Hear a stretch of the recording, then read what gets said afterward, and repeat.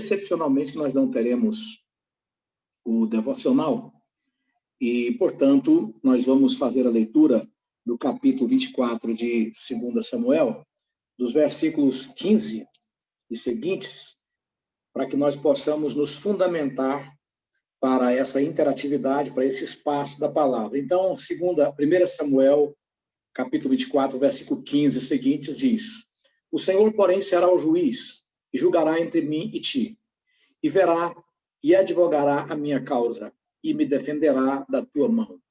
E sucedeu que, acabando Davi de falar a Saul todas essas palavras, disse Saul: É esta a tua voz, meu filho Davi? Então Saul alçou a sua voz e chorou, e disse a Davi: Mais justo és do que eu, pois tu me recompensastes com bem, e eu te recompensei com mal. E tu mostraste hoje que usaste comigo bem, pois o Senhor me tinha posto em tuas mãos, e tu me não mataste. Porque quem há, encontrando o seu inimigo, e deixaria ir por bom caminho? O Senhor, pois, te pague com bem pelo que hoje me fizeste. Agora, pois, eis que bem sei, que certamente hás de reinar, e que o reino de Israel há de ser firme na tua mão. Portanto, agora jura-me pelo Senhor, que não desarraigarás a minha semente depois de mim, nem desfarás o meu nome da casa de meu pai. Então jurou Davi a Saul, e foi Saul para a sua casa, porém Davi e os seus homens subiram ao lugar forte. Na tarde de hoje, no dia de hoje, nós divulgamos esse momento, esse espaço da palavra, sob esse título: Se eu for o primeiro, não haverá espaço para o Senhor. E também colocamos uma outra divulgação, colocando que o amor pelo primeiro lugar é irmão siamês da tragédia. E partindo desse título, dessa divulgação sobre a problemática do amor ao poder, nós vamos também compreender que o projeto do homem afastado de Deus, rebelado de Deus, é o poder no sentido de querer ocupar o lugar de Deus. Quando há uma paixão pelo poder, então você tem o sentimento da usurpação. É aí onde nós entendemos claramente que esse é um sentimento diabólico. A fonte desse sentimento de paixão pelo poder é o próprio Satanás, que se levantou contra Deus, que desejou o lugar de Deus. E nesse projeto de poder, nós aprendemos que não existem escrúpulos. Não cabe a ética quando o projeto de poder norteia os passos de quem quer que seja. Não cabem princípios bíblicos, os valores verdadeiros. Eles não encontram espaço numa vida que tem o poder como um fim em si.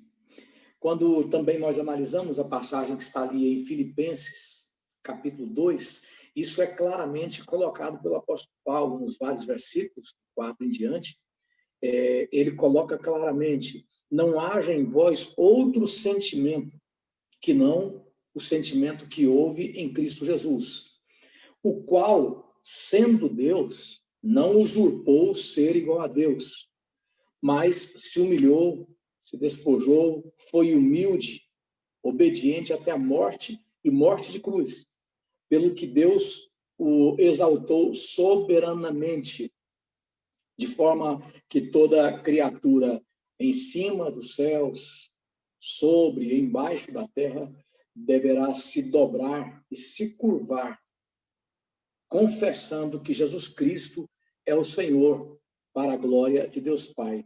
E esta passagem citada pelo apóstolo Paulo, ela é muito oportuna quando nós tratamos da questão de Saul e de Davi, porque do mesmo modo como o Senhor Jesus não veio para ser servido, não veio para impor o poder e não buscou o poder nesses termos, e o poder foi lhe dado quando ele ressuscita ali em Mateus capítulo 28, o poder que ele tinha desde a eternidade, do qual abrira mão momentaneamente aqui nessa esfera terrestre. Então, Mateus 28 diz que todo o poder foi lhe dado. Todo o poder é me dado nos céus e na terra. Da mesma forma, Davi, que não lutou por um projeto de poder. Há pelo menos 3 situações em 1 Samuel nas quais Davi tinha chance de liquidar Saul, que procurava tirar-lhe a vida. Há vários textos que colocam o seguinte: Saul, ele procura a minha alma. Uma tradução hebraica coloca: ele procura a minha alma. Então, Saul procurava extinguir a existência de Davi, porque o homem que ele é ávido pelo poder, ele precisa riscar a memória de quem se lhe opõe. É bem aquela questão que nós colocamos várias vezes, que o pecado, ele leva o homem a um conflito com Deus, a um conflito consigo e a um conflito com o meio. Então, ele não tem como ter paz, nem consigo, nem com o próximo. E tudo que estiver na frente dele é suspeito, mesmo que não tenha fundamento, mesmo que esse alguém não lhe seja um risco, como Davi não era um risco para Saul, mas devido à condição dele de rebelião com Deus, então ele parte para cima de tudo e de todos. E ele é inimigo, sobretudo, de Deus. Então, desta condição rebelada contra Deus, vem esse conflito, no qual o homem está em guerra em si e contra o meio também. Né? Então, Davi, ele teve oportunidade de eliminar Saul pelo menos 3 vezes e declinou de todas essas oportunidades, porque se Saul estava à procura de uma realização que tinha o poder como um fim em si, Davi, ele estava à procura de viver o propósito de Deus para a sua vida. E como ele não estava à procura do poder, ele estava esperando a manifestação do propósito de Deus para a sua vida, então o poder lhe foi dado sem que ele procurasse. Isso é muito interessante para as nossas vidas, né? Para entendermos que nós não temos de Deus aquilo que nós desejamos para os deleites dessa vida passageira. Nós não podemos esperar de Deus que Ele nos realize os nossos sonhos consumistas, caprichosos. Nós não podemos aceitar esta visão de que Deus, Ele quer, em última análise, a minha felicidade nessa esfera terrestre como um fim em si, como a teologia da prosperidade, a teologia coaching e etc., o tempo inteiro martelam nesse sentido, né? Então, aquilo que nos é dado na condição de servos de Deus, alguma posição, algum destaque, alguma função que nos torne pessoas visíveis, que nos eleve a algum patamar social, enfim, alguma situação que nos leve a esta condição de poder, na condição de salvos, isso não nos é dado porque desejamos isso para o nosso próprio deleite. Isso nos é dado para que nós exerçamos os propósitos de Deus, naquele lugar, naquela função, aonde estivermos, aonde formos. Então, o homem natural, ele luta pelo poder como um fim em si, e ele abre mão de tudo, do pudor, da ética, dos princípios, de tudo. O homem espiritual, que teme a Deus, a esperança dele é que a vontade de Deus se realize na vida dele. O sonho de consumo do homem natural é adquirir o máximo de proeminência nessa vida passageira e mostrar isso para todo mundo. E postar isso nas redes sociais, suas conquistas. Naquele exemplo de Nabucodonosor, eu fiz esta cidade para a minha glória, né? Esta é a Babilônia que eu edifiquei para a minha glória. Aquela exposição de Jesus também, quando ele fala do homem louco, que ele tem muitos bens, e aí ele diz o seguinte: eu construirei mais muitos celeiros e direi para minha alma: alma, come e bebe, porque tens em depósito para muitos anos. E naquele mesmo momento se faz ouvir a voz de Deus como que uma sentença: louco, essa noite te pedirão a tua alma, e o que tens, para quem ficará? Então, esse é o projeto do homem natural, aqui e agora e a qualquer custo.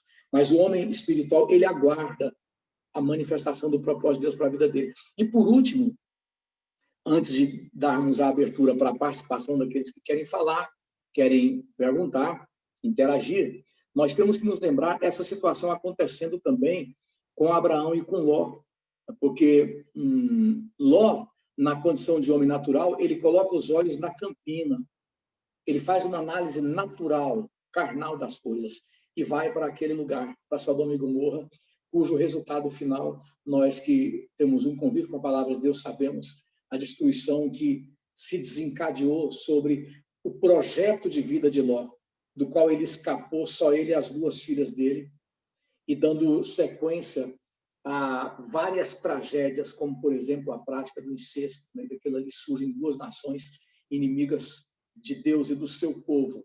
Mas Abraão, depois que Ló ele faz a sua escolha carnal, o Senhor coloca para Abraão: agora você tente enumerar as estrelas para ver se você pode enumerar, porque assim como as estrelas será a tua descendência. E o capítulo 12 de Gênesis coloca claramente isso: em ti serão benditas todas as famílias da terra. Ou seja, naquele que não buscou o poder como um fim em si, que é Cristo. Essa passagem que citamos de Filipenses capítulo 2 coloca esse esvaziamento, né? A teologia fala da kenosis de Cristo, né? O termo grego para falar do esvaziamento. Então, naquele que não buscou o poder, naquele que não amou o poder, pelo contrário, deixou sua glória, deixou o poder, para que ele pudesse vir aqui se envolver nas nossas misérias, na nossa vergonha, padecer por nós e nos dar um caminho de volta para a presença de Deus, da qual nós havíamos sido excluídos por causa do pecado. Então, em ti serão benditas todas as famílias da terra. A tradução que diz na posteridade, né, de Abraão, e a posteridade é Cristo, aponta diretamente para Cristo. Então, nós temos aqui essa dualidade, né, essa diferença entre o projeto do homem natural, que ele quer o poder como fim em si, e o homem espiritual, que ele quer a vontade de Deus. O projeto, o sonho de consumo do homem natural é o máximo de visibilidade, descrito por aquela trilogia, né? Faça-se justiça, a obra póstuma de Meyer Pilma, porque são dele essas palavras. Ele diz que a visão de vida do homem natural repousa sobre essa trilogia, ou seja, sobre essa tríplice lógica, né? O poder, o prazer e os bens. Ou seja, ele quer o poder, que não é dele, nesse sentido ele usurpa, porque a Bíblia diz que o poder pertence a Deus. Então, ele quer o poder para ele se sentir um semideus, e nessa visão caída, né, de impiedade, ele usa o poder para ele se esbaldar no prazer, em toda sorte de prazeres que ofendem a Deus, que injuriam a Deus, e ele usa isso também para possuir o máximo que ele puder de bens. Então, por isso, poder, prazer e bens. E para dizer para todo mundo a que veio, do que ele é capaz, né? Mas o homem espiritual, diferente disso, ele tem como projeto de vida agradar a Deus. E aí também faço jus à obra póstuma de...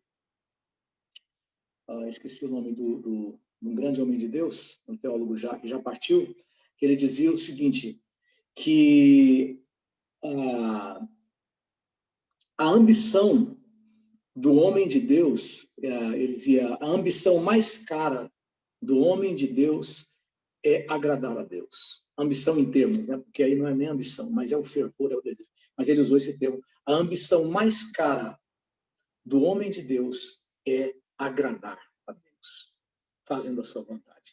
Muito bem, então está dada a nossa abertura da nossa interatividade bíblica, do nosso espaço bíblico. O professor vai falar alguns minutos, como de costume, e logo após os demais poderão participar, seja pelo chat, seja de forma oral.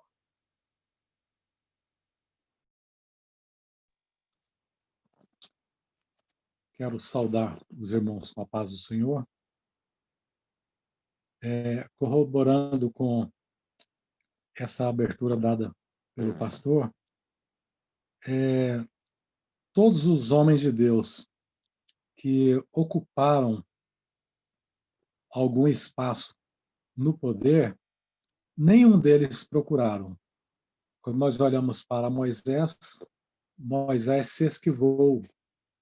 Quando nós olhamos para José, José não buscou ser o segundo ou o vice de Faraó. Quando nós olhamos para Davi, nós vemos a simplicidade, a humildade de Davi. Olhamos também para Daniel, que nunca buscou o poder, mas eles simplesmente se colocaram numa condição para que pudessem ser usados por Deus, né? E aqui, nós olhamos aqui no capítulo 24, versículo 4, quando os homens de Davi, aqueles 600 homens que acompanhavam Davi, e eles perceberam Saul numa situação completamente assim indefesa, Saul e seus homens, e eles se levantam com esse projeto de poder e dizem para Davi: esse é o dia no qual o Senhor te diz: eis que te dou o teu inimigo nas tuas mãos, e farás como te parecer bem aos teus olhos. Levantou-se Davi e mansamente cortou a orla do manto de Saul. Sucedeu, porém, que depois o coração doeu a Davi por ter cortado a orla do manto de Saul. Nós vemos a diferença entre Davi e esses 600 homens, essa maioria que estavam ali intencionando o poder, estavam intencionando vingança, estavam pensando em privilégios, da mesma forma e da mesma sorte que Judas também estava com Jesus. E chegou um ponto de Judas se decepcionar com Jesus. Daí ele abandona Jesus porque ele percebe que Jesus não estava aqui para satisfazer os anseios dele, né? A intenção de Judas era que Jesus assumisse o reino de Israel e ele pudesse estar em iminência, pudesse ser um daqueles que fossem servir no poder, e ele se sentiu grandemente frustrado. Isso nos mostra que o poder, pelo poder, ele acaba trazendo frustração. Mas quando os homens se colocam à disposição de Deus, Deus pode usar grandemente, e de acordo com a sua vontade, assim como foi Moisés, né, que foi um grande homem, que deixou a sua marca em toda a história, da mesma forma que foi com José, da mesma forma com Davi, da mesma forma com Daniel, e também Jesus Cristo, que não buscou o poder, né? E como o pastor disse, o exemplo de Jesus que se humilhou e humilhou até a morte de cruz, e por isso Deus o exaltou soberanamente. E o que nós aprendemos nesses relatos, nesse texto, é que nós devemos estar tão somente na dependência de Deus para sermos usados por Deus. Nós não podemos querer fazer a nossa vontade, querer ter o poder, querer manipular, querer governar por governar. Mas o projeto do homem de Deus deve ser fazer a vontade de Deus. Que Deus abençoe. É muito interessante essa colocação da parte do professor, porque nós estamos sempre sendo tentados por essa inclinação ao desejo do poder. Sempre tem alguém do nosso lado nos instigando. Também nós somos instigados por nós mesmos, né? Pela realidade da velha natureza, do velho homem, o inimigo de nossas almas, e as pessoas que também fazem parte do nosso convívio, sempre ou muitas vezes nos instigando a tomar iniciativas, e isso é muito sério, né? E por vezes sutil, porque, veja bem, o Senhor te diz, né? Esse é o momento em que o Senhor te diz. Olha o que o professor fez lembrar aí, da colocação dos homens de Davi. Isso é muito forte, Muitas vezes nós ouvimos isso nos nossos dias, as pessoas dizendo, olha, Deus está te dizendo. As pessoas são levadas ou incitadas a uma determinada prática que as encaminhe na direção de suas ambições, em nome de Deus. É oportuno lembrarmos que nessa instigação ao poder, muitas barbáries aconteceram pela história. Guerras, usando o nome de Deus, destruíram, mataram milhares, milhões de pessoas. Você lembra até hoje, né, o que acontece na chamada Jihad, a Guerra Santa, né? As pessoas se transformam em humanos e bombam ao mesmo tempo e se explodem em nome de Alá, matam as pessoas sob os gritos de Allahu Akbar, ou seja, Alá é grande, né? E elas têm a legitimação da religião para isso. Pela história, por que não lembrar dos cruzados, né, as barbáries? Pelo menos 90% dos estados árabes, incluindo também os judeus, foram barbarizados, né, pelos cruzados em nome da religião, num projeto depravado, despudorado de poder. E sabe-se que, naquela época, a história diz que os soldados se batizavam para ir para a guerra e colocavam a espada de fora do ato batismal para dizer o seguinte: o que a minha espada faz não é da minha responsabilidade. E eram abençoados nas práticas absurdas que levavam a efeito, né? Então, é tão sutil isso, é tão real essa tentação do poder como um fim em si, que até mesmo usa-se a religião e o nome de Deus para que nós sejamos tentados, instigados a participar desse projeto que, analisando à luz do contexto bíblico geral, ele é diabólico. Tem algumas perguntas aqui no chat, participações. A primeira, podemos dizer que a atitude de Saul ao ver Davi chorando e reconhecendo a justiça de Davi e que ele seria o próximo rei, era uma atitude de remorso e não de arrependimento.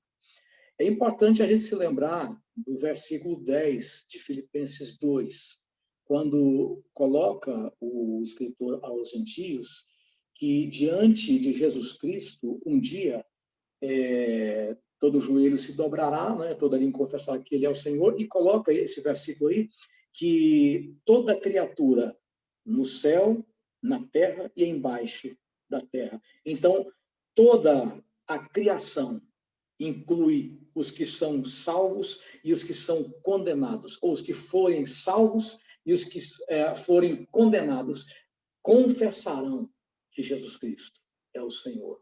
O que nós podemos entender do reconhecimento de Saul aqui e de suas lágrimas está assim contextualizado.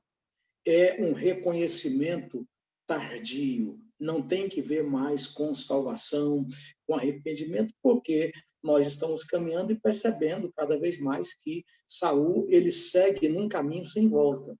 Então, isso aqui é a realidade de todas as pessoas que, cedo ou tarde, elas vão se dobrar perante a palavra de Deus. É a realidade de Saul, sobretudo das pessoas, melhor dizendo, que tarde demais elas haverão de se dobrar e de confessar que Jesus Cristo é o Senhor. O reino de Davi, que citado por Saul, seria poderoso, seria exitoso nas mãos de Davi, é sobretudo o reino messiânico.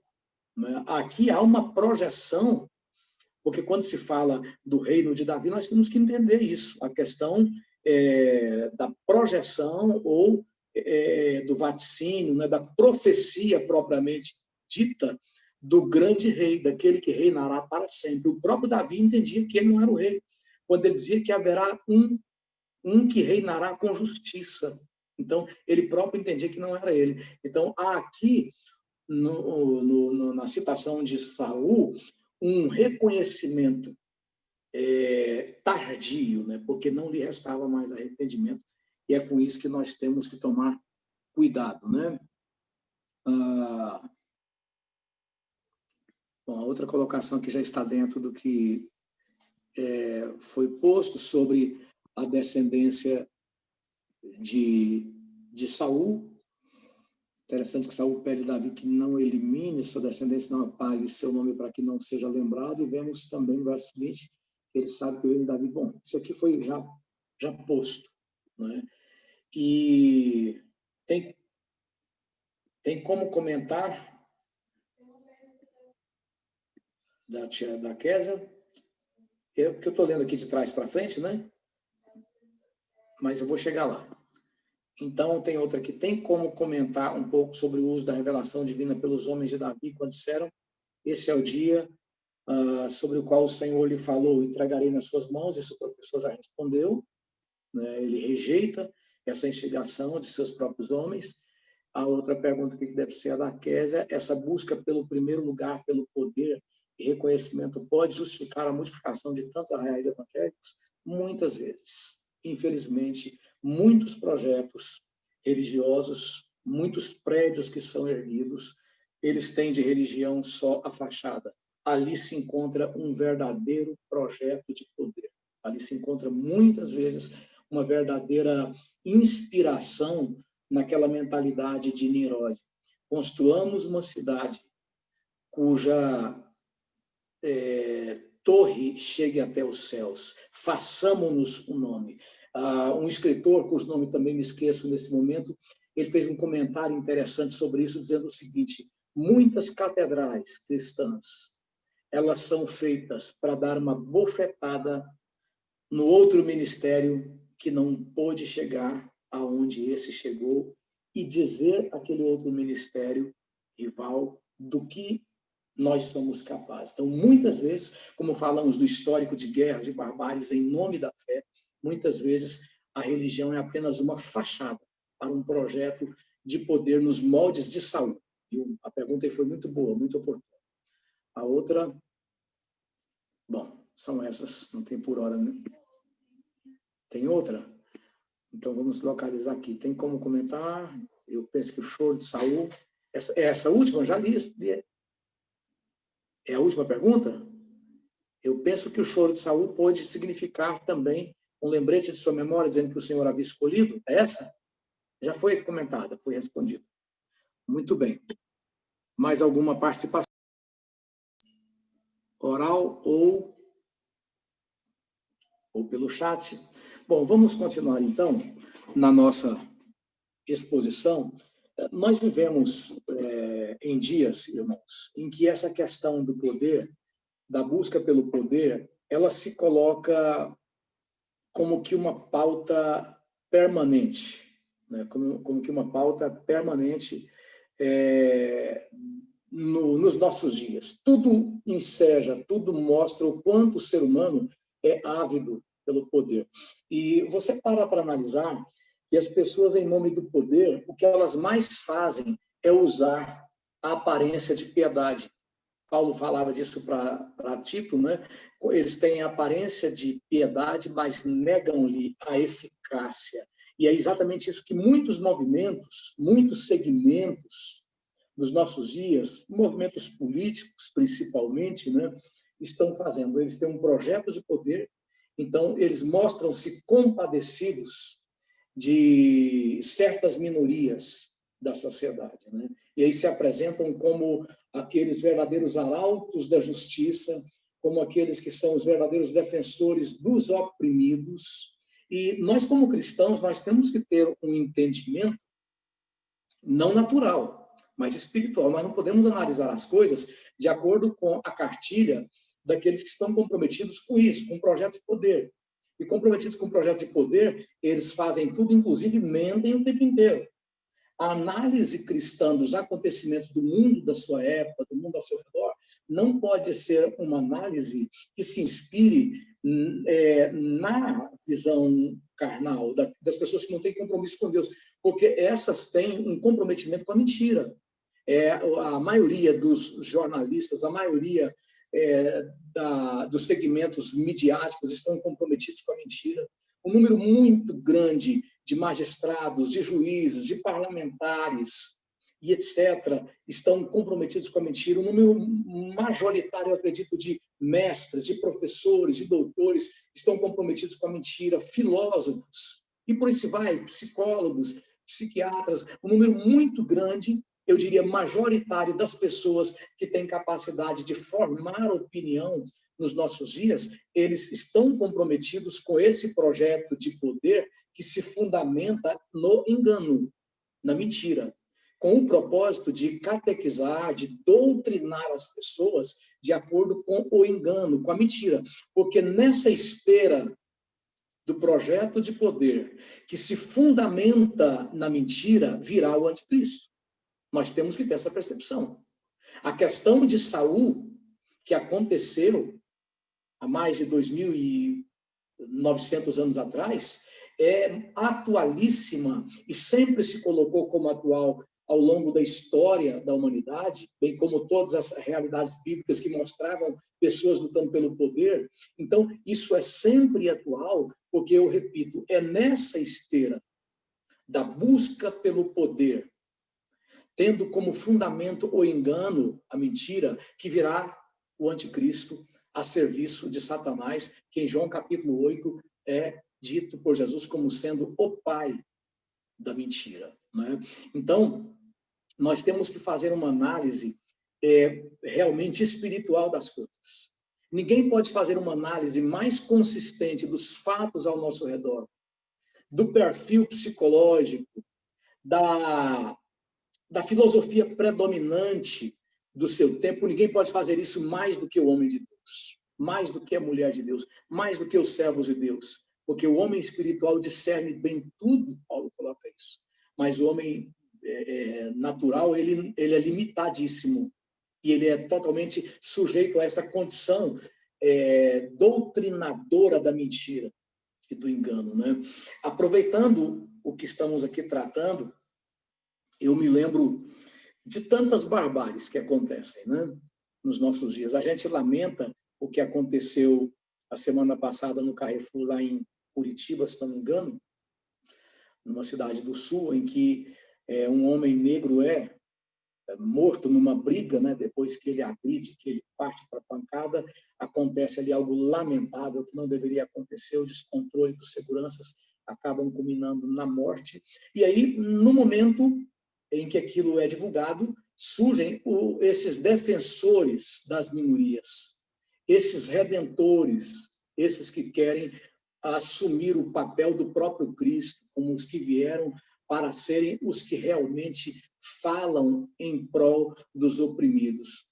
E você percebe que depois tem quebra-quebra, toca fogo no Carrefour lá em São Paulo, saqueia, pilha, leva dinheiro, faz e acontece.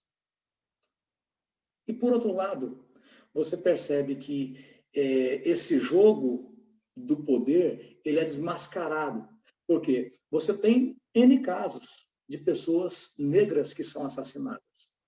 Mas como elas não são do perfil daqueles que são defendidos por esses falsos redentores, por esses falsos protetores, não são nem mencionados.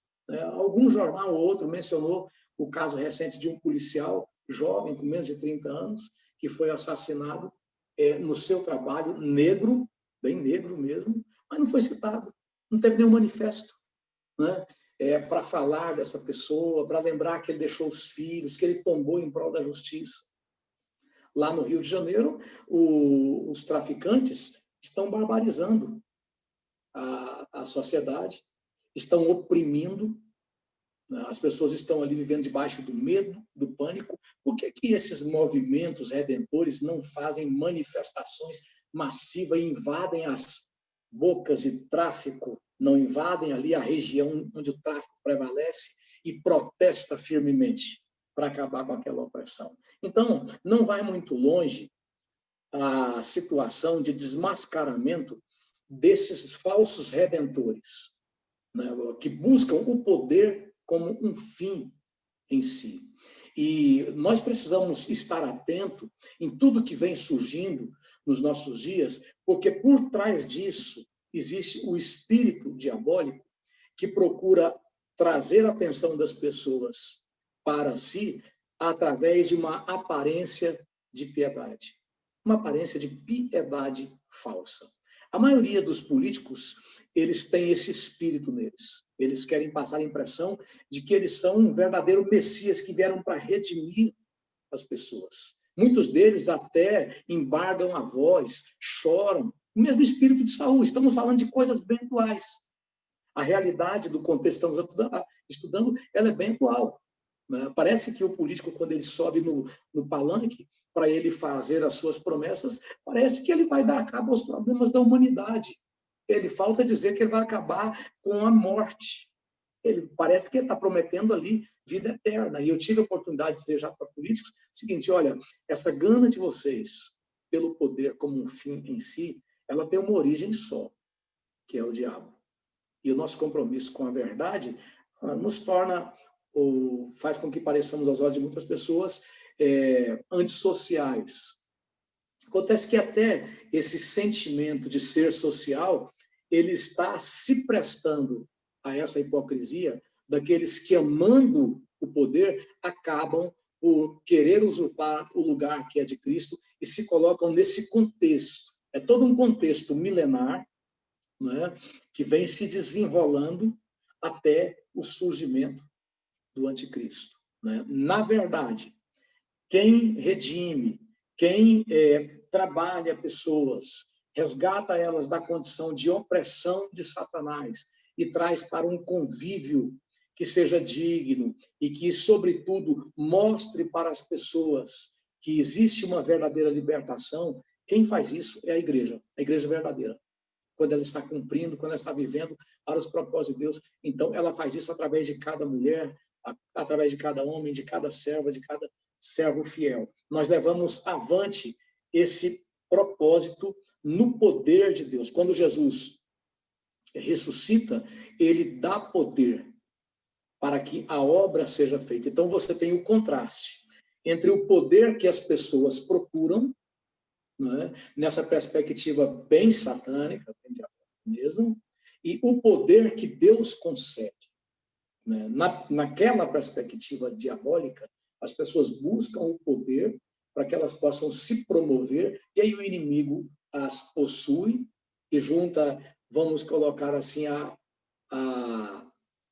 junta a ruína com a destruição para essas pessoas terem uma vida que é mergulhada no engano, quando a Bíblia diz que eles prosseguirão de um lado para outro, enganando e sendo enganados. Nesta perspectiva da palavra de Deus, o poder nos é dado. Nós não buscamos isso. O poder nos é dado para fazer o que estamos fazendo aqui nesta noite, comunicar com autoridade a palavra de Deus, que liberta as pessoas dessa visão maligna, diabólica, bem definida no contexto aqui por Saul e sua busca. Então, é o poder, como diz o apóstolo Paulo, o evangelho é o poder de Deus. Esse poder que quebra as algemas, que liberta dos grilhões, esse poder que livra as pessoas dessa condição de escravidão da carne, da escravidão diabólica, para que elas possam viver sendo úteis para os propósitos de Deus. Mais algum comentário? Alguma participação? Vamos ver aqui. Bom, por enquanto não tem. O professor quer comentar?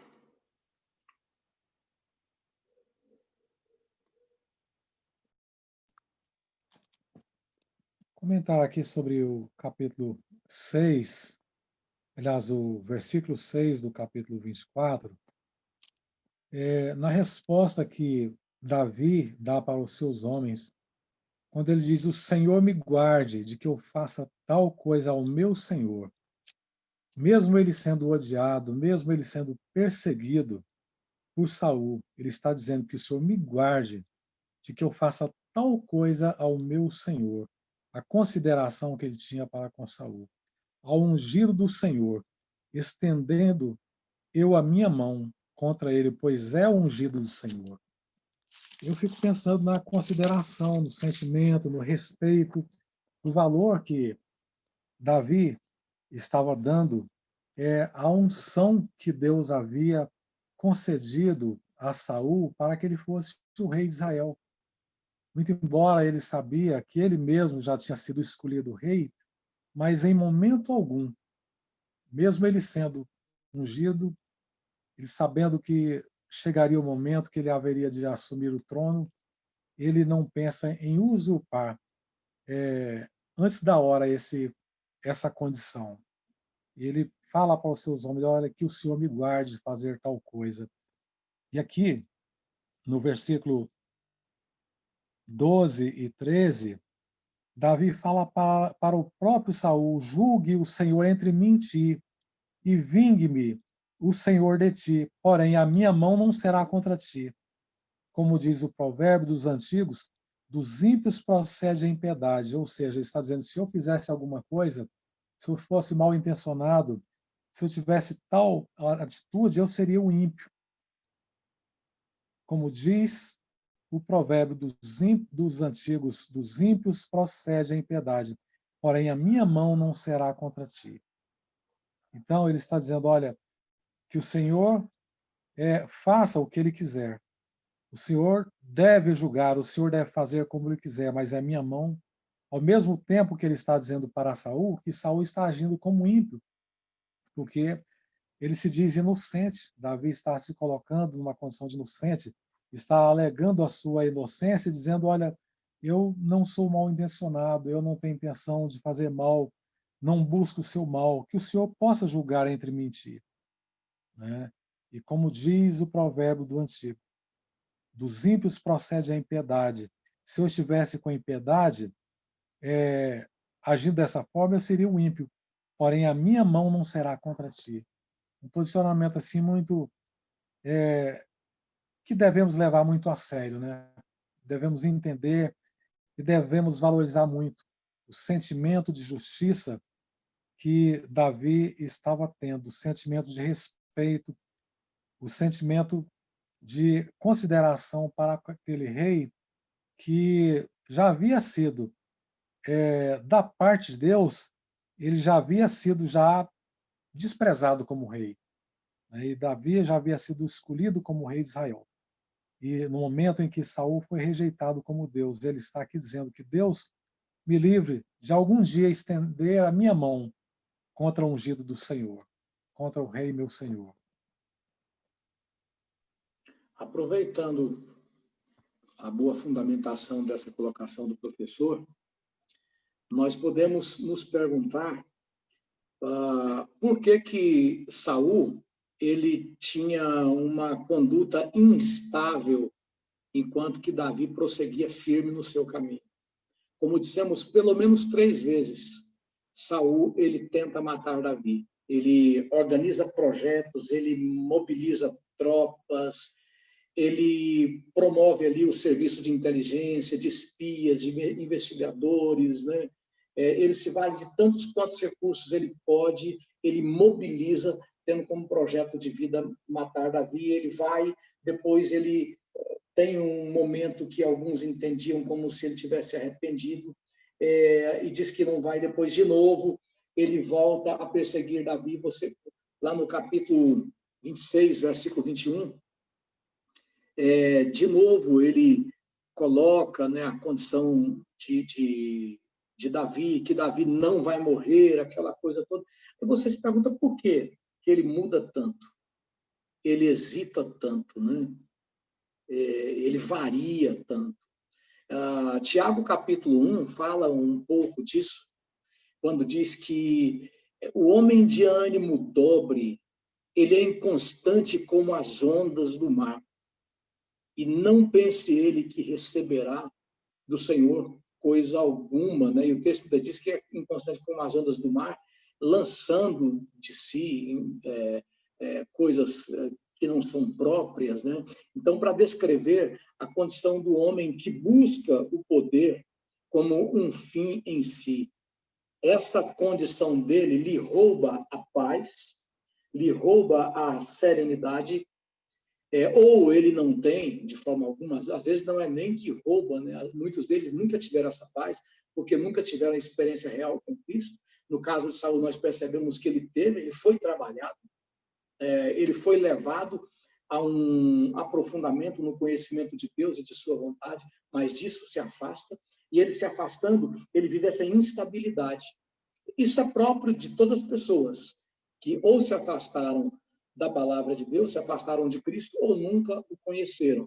Mas, por outro lado, Davi estava firme no seu propósito. E o que nós podemos entender claramente disso? O homem natural, ele pode dizer e desdizer. Ele pode fazer um juramento e quebrar, sem nenhum problema, sem nenhum trauma. Ele pode fazer um pacto e desonrar aquilo. A palavra dele não tem nenhuma validade, uma vez que esta palavra ela muda de acordo com as conveniências desse projeto de poder. Você ouvir um homem sem Deus, homem que não conhece a Cristo, te dar a palavra dele e você acreditar nisso, é realmente não ter direção de Deus, porque o homem sem Deus, ele está comprometido com o que lhe é conveniente. Então, ele vai e vem, ele avança e retrocede.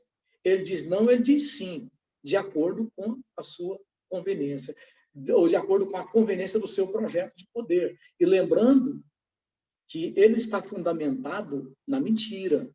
Em alguns estudos, em algumas ministrações, nós lembramos a frase de Lenin, que foi chamado Papa comunista, né? Daquela tríade, que foi Lenin, Trotsky e Stalin, né? Então, Lenin, foi dele a frase que dizia que verdade era tudo aquilo que atendesse às conveniências, os projetos do poder vermelho, do poder comunista. Então, isso era verdade. Verdade, para eles, é tudo aquilo que atende. Então, não existe verdade absoluta no homem sem compromisso com aquele que é o caminho, a verdade. Conhecereis a verdade, e a verdade os libertará. Aqueles que não conhecem Cristo, a perspectiva de verdade deles é relativa ao seu projeto de vida, né?